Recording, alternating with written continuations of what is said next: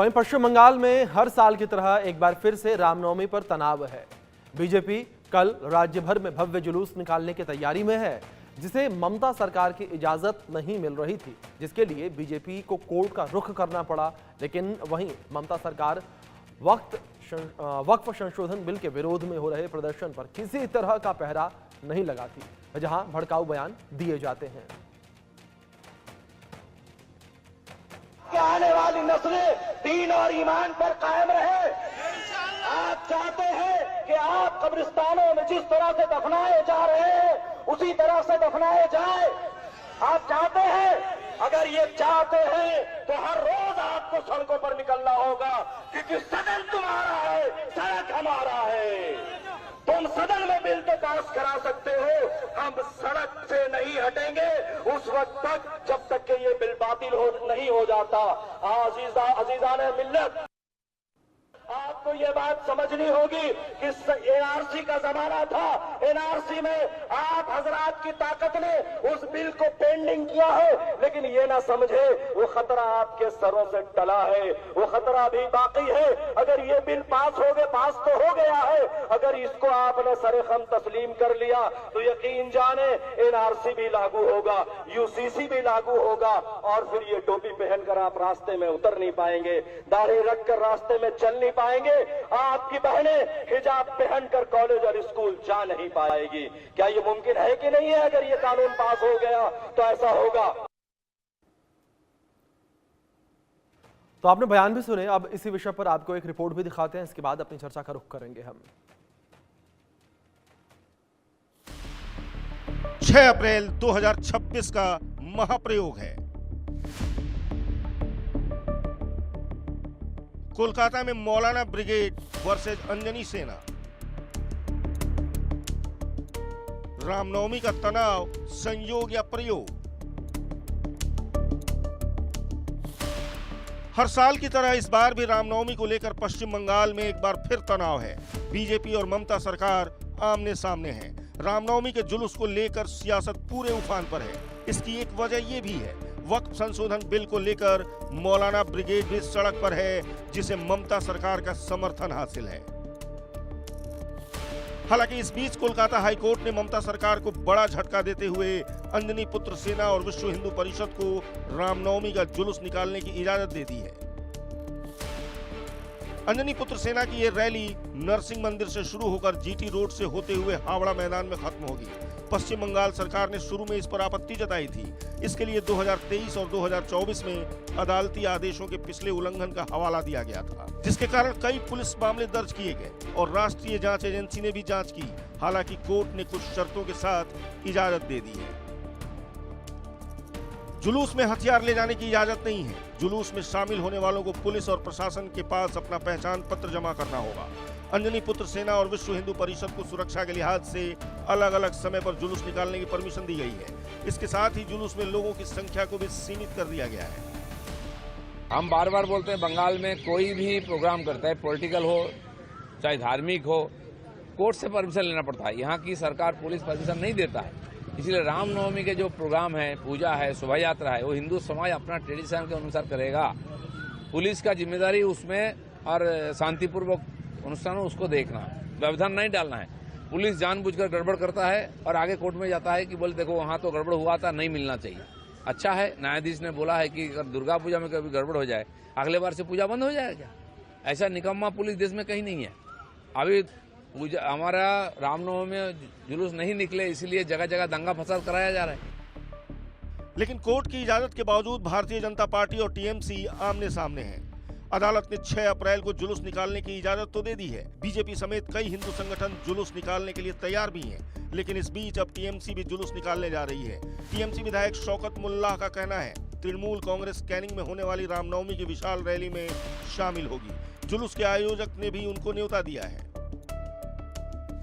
TMC के जुलूस निकालने के ऐलान के बाद पश्चिम बंगाल में हालात बिगड़ने का अंदेशा जताया जा रहा है। हालांकि बंगाल सरकार ने सुरक्षा एजेंसियों को हाई अलर्ट पर रखा है। लेकिन बीजेपी का आरोप है, हर साल ममता सरकार रामनवमी के जुलूस को लेकर भेदभाव करती है। रामनवमी की शोभा यात्रा हमारी 6 अप्रैल को होने जा रही है। पुलिस प्रशासन के द्वारा परमिशन को रिजेक्ट किया गया है ड्यू टू सेंसिटिव एरिया बोल के। विगत वर्ष भी ऐसा ही उन्होंने बोला था और उच्च न्यायालय में जाके हम लोगों ने पिटीशन दाखिल की थी और हमें परमिशन मिला और भव्य शोभा यात्रा बहुत अच्छे शांतिपूर्ण तरीके से निकली। हम लोगों की आशा थी कि प्रशासन इस बार किसी तरह का डिस्टरबेंस हम लोगों के साथ नहीं करेगी, लेकिन प्रशासन अपना वही पुराना राग अलाप रही है कि यह सेंसिटिव एरिया है, इस एरिया से हम नहीं जा सकते हैं। तो पश्चिम बंगाल की इस भूमि में जहां सर्वधर्म सम्मान की बात होती है, तो वहां पे रामनवमी की शोभा यात्रा निकालने में सेंसिटिव एरिया है, ये हमें नहीं समझ में आ रहा है कि किस तरह का सेंसिटिव एरिया है। बंगाल में इस बार रामनवमी का जुलूस कितना भव्य होगा, इसका अंदाजा इस बात से ही लगाया जा सकता है कि पश्चिम बंगाल में रामनवमी पर 2000 से ज्यादा रैलियां निकाली जाएंगी, 200 झांकियां और 5000 जगहों पर राम महोत्सव आयोजित किए जाएंगे। 60 शोभा यात्राएं तो अकेले कोलकाता में ही निकालने की तैयारी हो रही है। बीजेपी दावा कर रही है रामनवमी की रैलियों में पूरे राज्य में करीब 1.5 करोड़ हिंदू हिस्सा लेंगे। यह हमारी कॉन्स्टिट्यूशन राइट है, धर्म पालन करना। ये रोक रहा है, इलीगल काम कर रहा है ममता जी का इशारा में पुलिस, इसलिए हाईकोर्ट का दर्जा खटखटाना पड़ रहा है। हर इश्यू में हाईकोर्ट में, सुप्रीम कोर्ट में जाना पड़ रहा है। ये हाईकोर्ट ने कॉन्स्टिट्यूशन को प्रोटेक्शन दिया है, आर्टिकल 25 से 28 देख लीजिए। हमारी रिलीजियस परफॉर्मेंस करने का पूरा अधिकार है, छीनने का कोशिश कर रहा है ममता पुलिस, इसलिए हाईकोर्ट जो वर्डिक्ट दिया है विद इन कॉन्स्टिट्यूशन दिया है।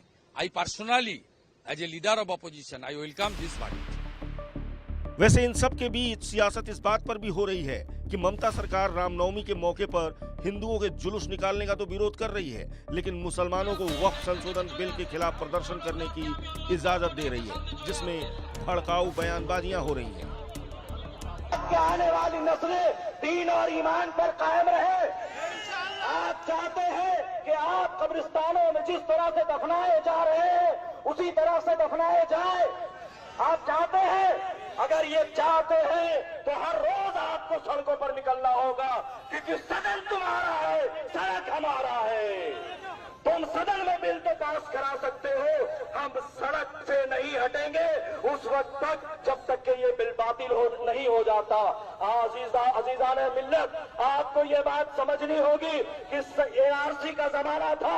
एनआरसी में आप हजरात की ताकत ने उस बिल को पेंडिंग किया है, लेकिन ये ना समझे वो खतरा आपके सरों से टला है, वो खतरा अभी बाकी है। अगर ये बिल पास तो हो गया है, अगर इसको आपने सरेखम तस्लीम कर लिया तो यकीन जाने एनआरसी भी लागू होगा, यूसीसी भी लागू होगा, और फिर ये टोपी पहनकर आप रास्ते में उतर नहीं पाएंगे, दाढ़ी रखकर रास्ते में चल नहीं पाएंगे, आपकी बहनें हिजाब पहनकर कॉलेज और स्कूल जा नहीं पाएगी।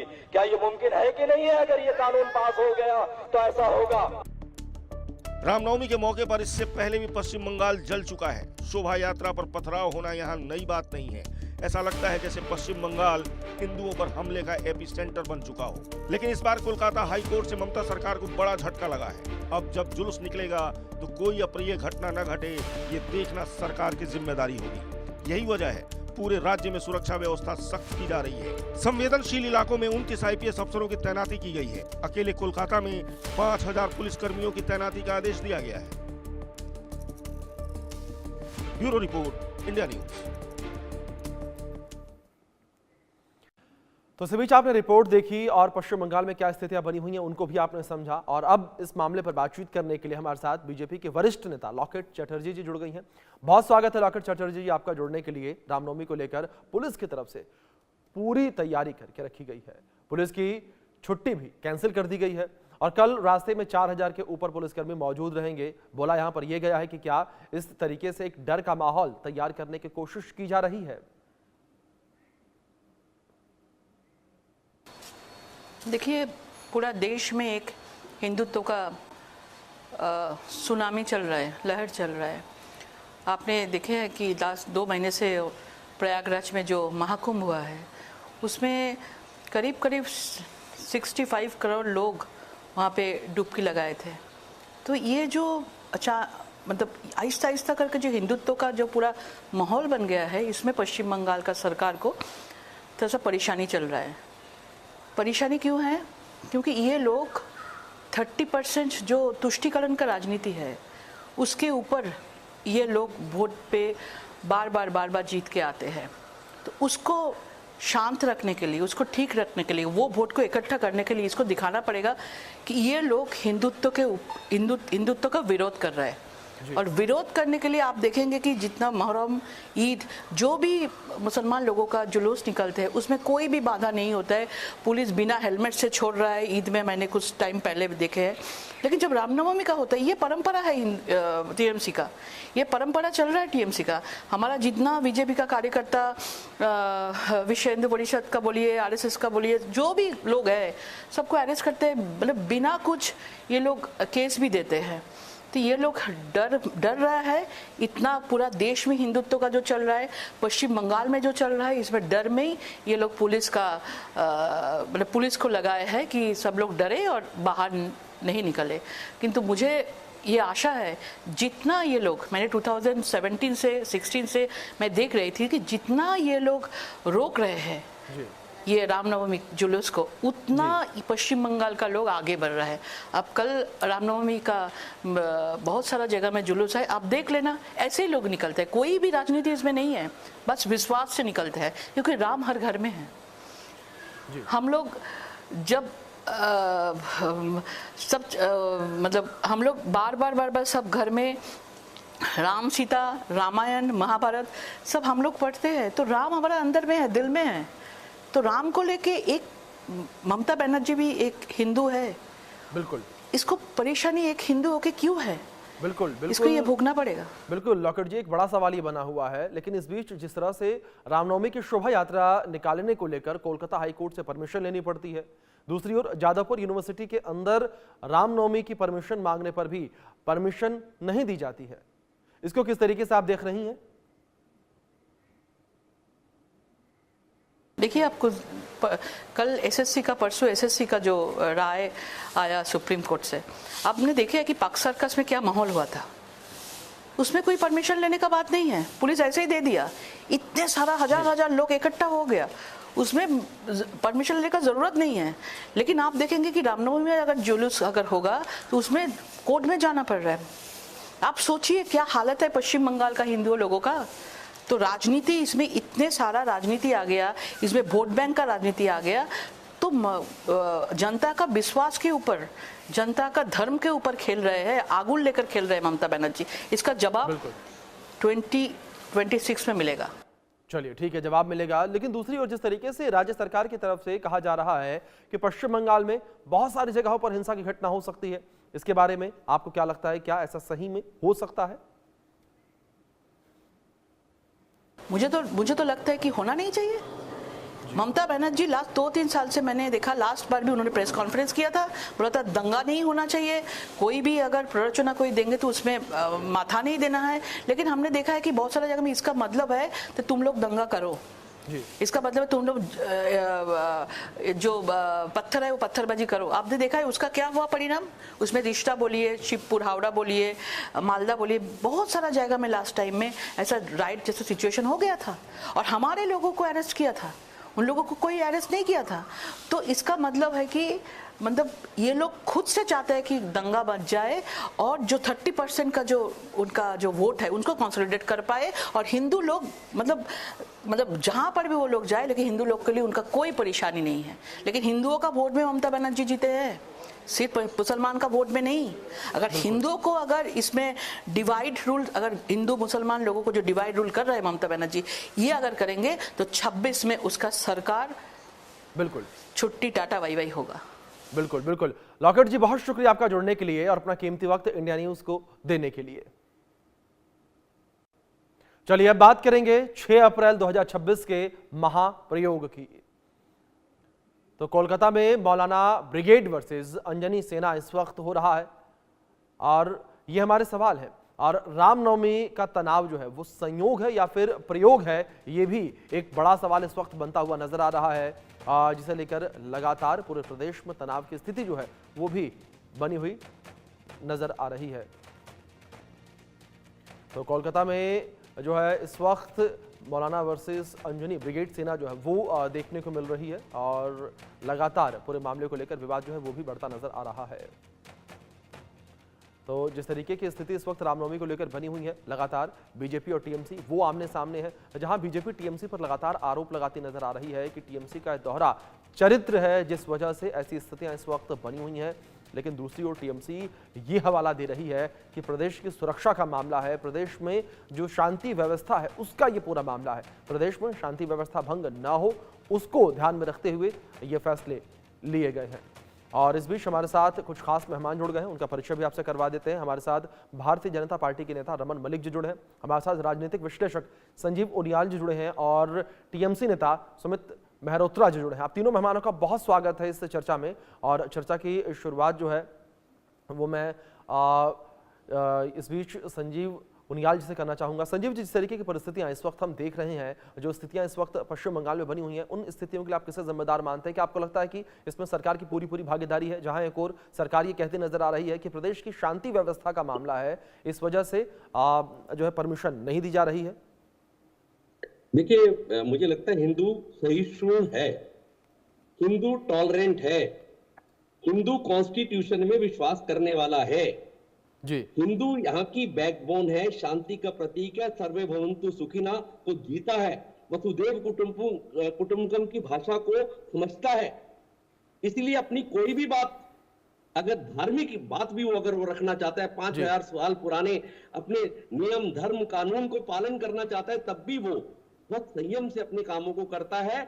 मारने का, तोड़ने का, किसी का सिर फोड़ने का, किसी की गर्दन काटने पे विश्वास ना करके, अगर कोई उसकी धार्मिक 5000 साल पुराना सबसे पुराने धर्म को, अगर अपनी धार्मिक यात्रा, राम सबके हृदय में रहते हैं, लौकिक जी ने जैसे बोला, हमारे मन में है, हमारे घरों में है, हमारे अड़ोस पड़ोस में है, राम को हम लोग जीते हैं, बचपन से श्री राम जय जय राम कहते हैं और अंतिम सांस लेते हुए भी हम देखते हैं कि राम का नाम लिया जाता है। उस राम की यात्रा को रोकने के लिए, उस राम की शोभा यात्रा को रोकने के लिए हर बार एक सरकार प्रयासरत रहती है कि किसी भी तरह आपस में इनको भिड़वाया। बिल्कुल संजीव जी, मतलब ये माना जाए कि कहीं ना कहीं सरकार प्रयासरत है ये कि लोगों को आपस में भिड़वाया जाए। रमन जी का रुख मैं करूंगा, एक रिएक्शन रमन जी का भी लेना चाहूंगा मैं। रमन जी, जो स्थितियां इस वक्त बनी हुई हैं, इन स्थितियों को लेकर आप क्या कुछ कहना चाहेंगे? क्या आपको लगता है कि जिस तरह से सरकार के द्वारा कहा जा रहा है कि प्रदेश की शांति व्यवस्था भंग ना हो, इस वजह से जो परमिशन है वो रामनवमी की शोभा यात्रा की नहीं दी जा रही है, क्या आपको लगता है कि प्रदेश की शांति व्यवस्था भंग होगी? आपको याद रखना चाहिए कि ये वही बंगाल है जहां डायरेक्ट एक्शन डे हुआ था जी। उस बंगाल में एक रात में 40,000 हिंदू कटे थे। माताओं के साथ उनके शरीर को अंग विहीन कर दिया गया था। अब मैं वो नाम नहीं लूंगा कि कहां कहां से काटा गया, क्या हुआ। अगर कहीं बिंदी देखी तो बिंदी को पांव तले रौंदा गया। मीट की दुकानों में हिंदू महिलाओं को लटकाया गया था। ये डायरेक्ट एक्शन में हुआ था, ये डॉक्यूमेंटेड है, ये कोई मनगढ़ंत कहानी नहीं है। तो ये जो एक प्रयास चल रहा है कि बंगाल का ये हिस्सा जो है उसको इस्लामीकरण करा जाए, ये आज का नहीं है, ये पुराना प्रयास है और पुराना निरंतर प्रयास चल रहा है जी। इसको तोड़ना, इसको क्वेश्चन करना जरूरी है। लेकिन उसके साथ साथ आज मैं एक और बड़ा सवाल उठाता हूं।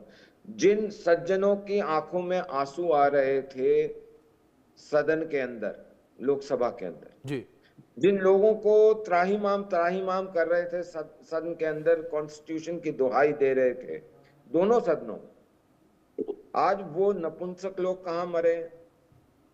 वो नपुंसक लोग हैं, मानसिक रूप से नपुंसक हैं, वो कहां मरे?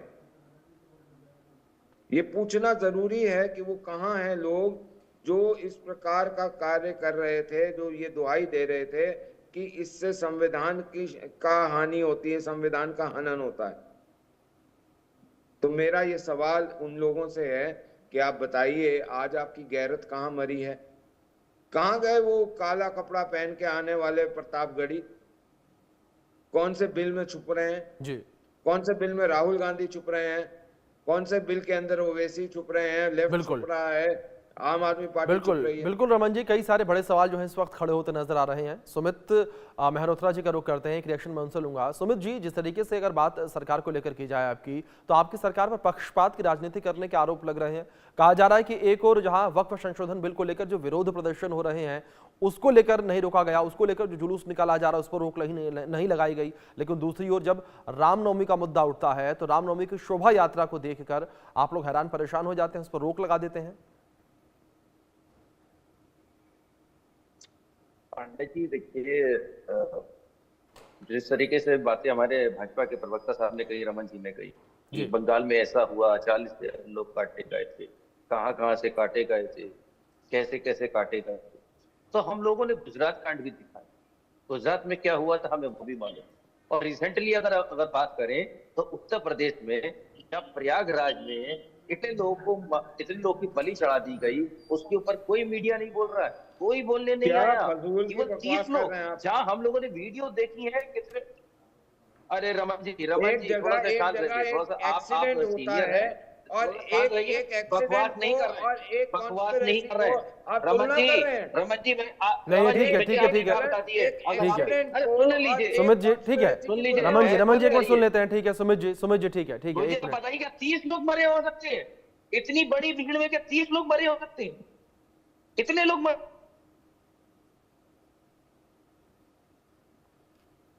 सर ये इनका दोगलापन दिखाता है कि अगर एक इंसिडेंट हुआ इतने बड़े आयोजन में जहां 65 करोड़ के लगभग लोग गए हैं, वहां पे एक इंसिडेंट होता है, उसको ये इतना बड़ा चढ़ा के बोलते हैं, लेकिन जो रोज वहां पे बंगाल के अंदर हिंदुओं के साथ हो रहा है या उनकी जो ममता बीवी की सरकार है वो बार-बार। ठीक है रमन जी ठीक है, मैं आऊंगा आपके पास भी। ठीक है, एक बार सुमित जी की बात कंप्लीट हो जाए, उसके बाद मैं आपका रिएक्शन लेने आऊंगा मैं। सुमित जी तिलक लगा के बैठे हुए हैं, शर्म आनी चाहिए इनको। ठीक है रमन जी, ठीक है एक बार सुमित जी का रिएक्शन ले लेते हैं, फिर इसके बाद मैं लौटूंगा आपके पास। सुमित जी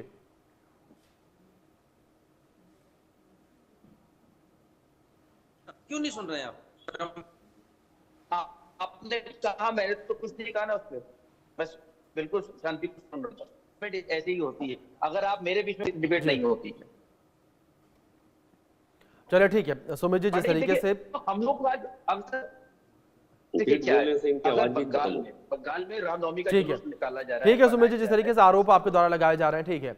संजीव जी मैं रुख आपका करूंगा, और जिस तरीके से पश्चिम बंगाल की स्थितियों को लेकर हमने पहले भी बात की, संजीव जी जो सवाल मैंने यहाँ पर सुमित जी से भी किया था, जिस तरीके से हमने देखा वक्फ संशोधन बिल को लेकर पश्चिम बंगाल के तमाम हिस्सों में हमें विरोध प्रदर्शन देखने को मिला, जुलूस निकाले गए, लोग सड़कों पर उतरे, विरोध प्रदर्शन करते नजर आए, सरकार ने नहीं रोका। लेकिन रामनवमी के जुलूस को लेकर सरकार जो है वो रोकती नजर आ रही है। क्या आपको लगता है कि यहाँ पर सरकार की नाकामयाबी है? क्या सरकार वो सुरक्षा मुहैया करवाने में नाकाम नजर आ रही, जिस तरीके से उससे हाथ खड़े कर दिए?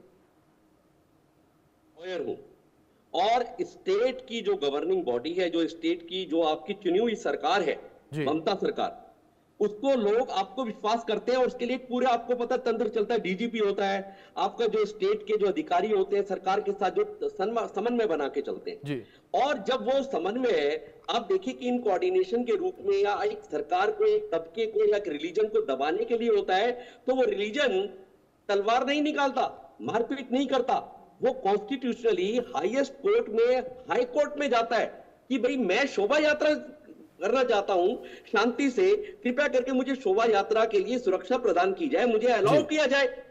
और